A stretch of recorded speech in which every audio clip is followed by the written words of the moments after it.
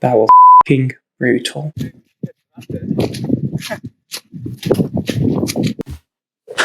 Right, so this is not the first time I've recorded this video. Did it about 3 months back. Audio was terrible. Video was terrible. So let's try attempt number 2.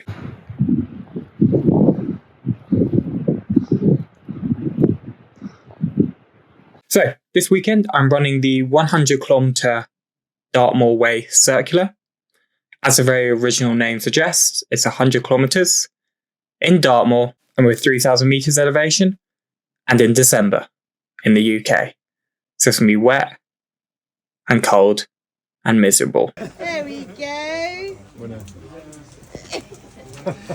What can I say? Yeah.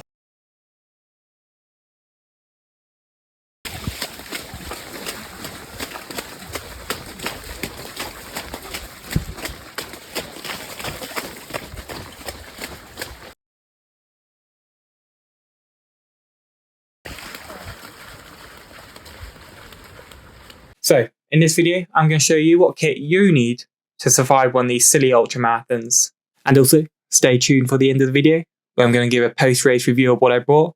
So hopefully you don't make the same mistakes as I just made, or will make. Yeah, that kind of makes sense. So let's kick it off with the mandatory kit.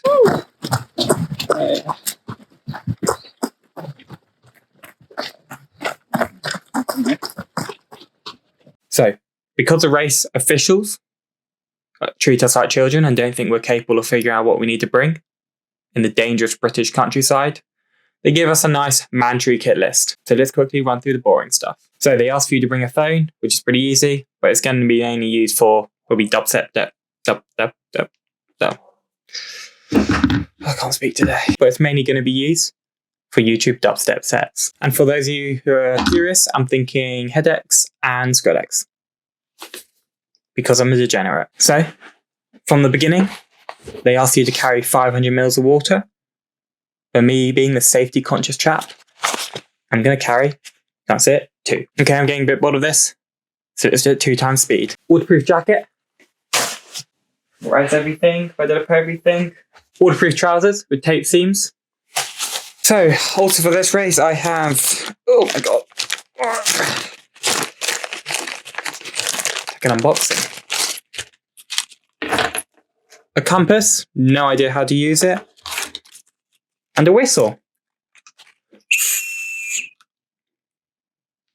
Right, I'm safe. Where are you? Also got a foil blanket. Apparently they're pretty useless, but got to bring one.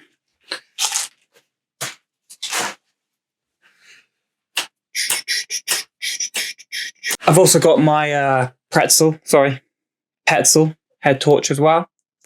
Love it. Fantastic piece of kit. So when it gets dark at probably about 4 o'clock, I'll have some light until the end, which is probably about 9 o'clock.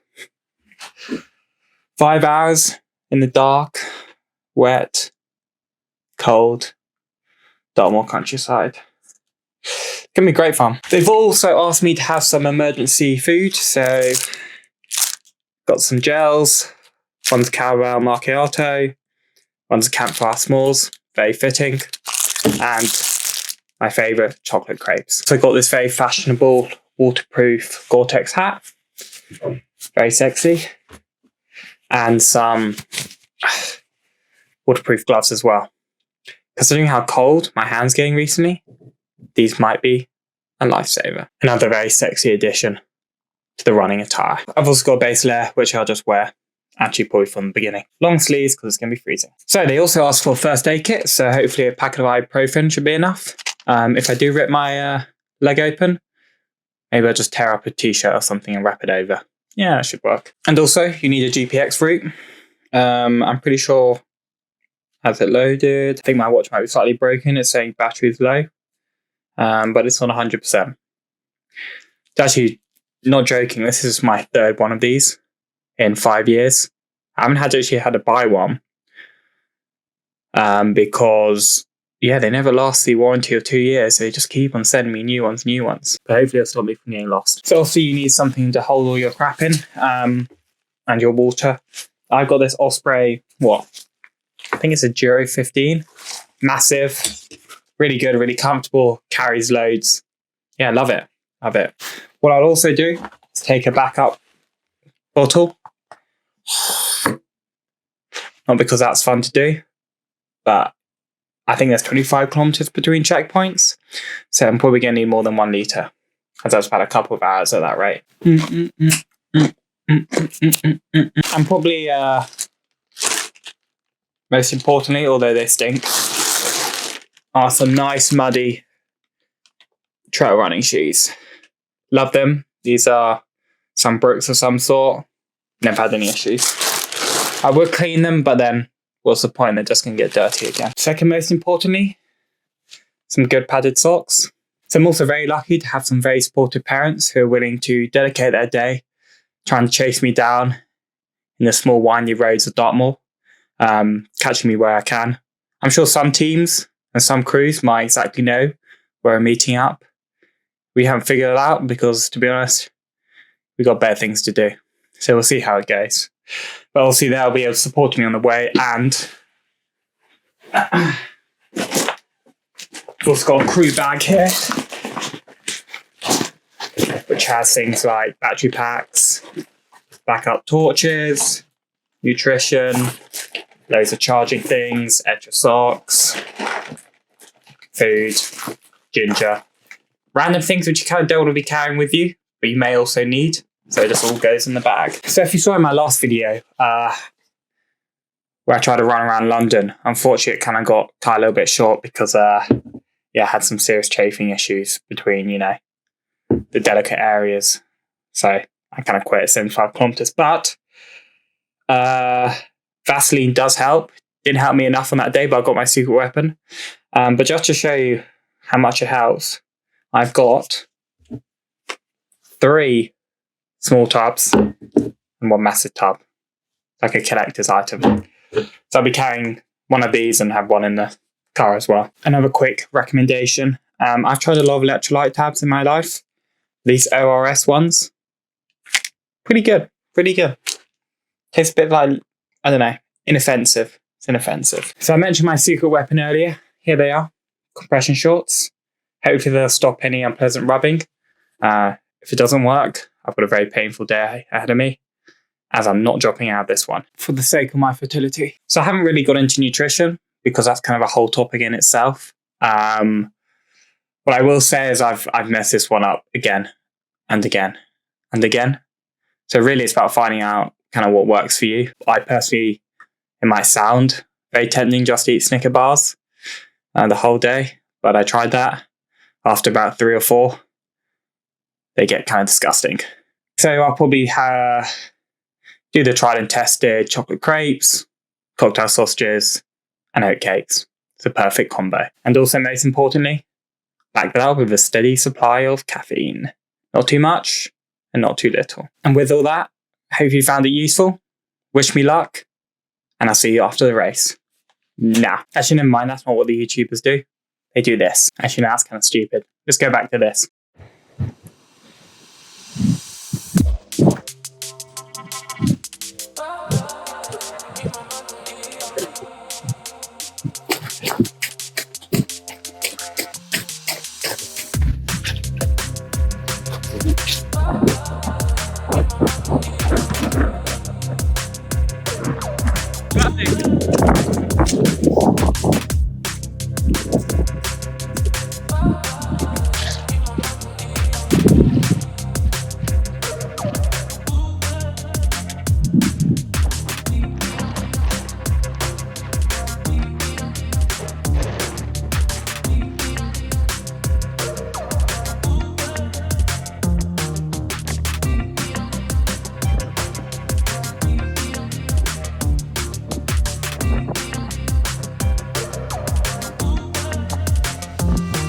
Well done, boys.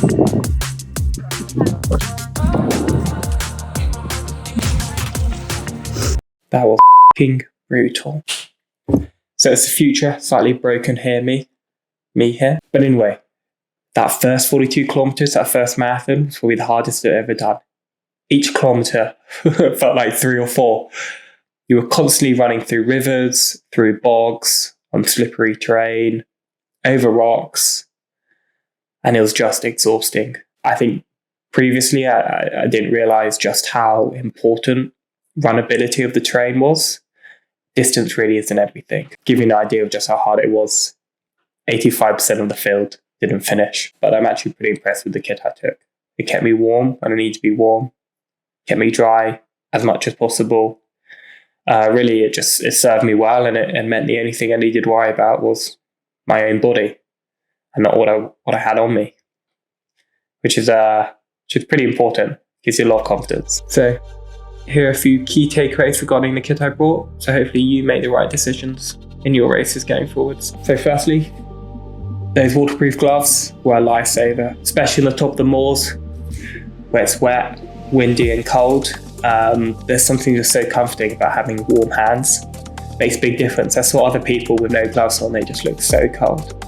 Another big tip as well, by putting hand warmers and tucking them underneath your gloves and into your gloves made a really big difference, and just gave you this nice, warm, comforting feeling, which was a huge mental boost. Secondly, I mentioned chafing was an issue before.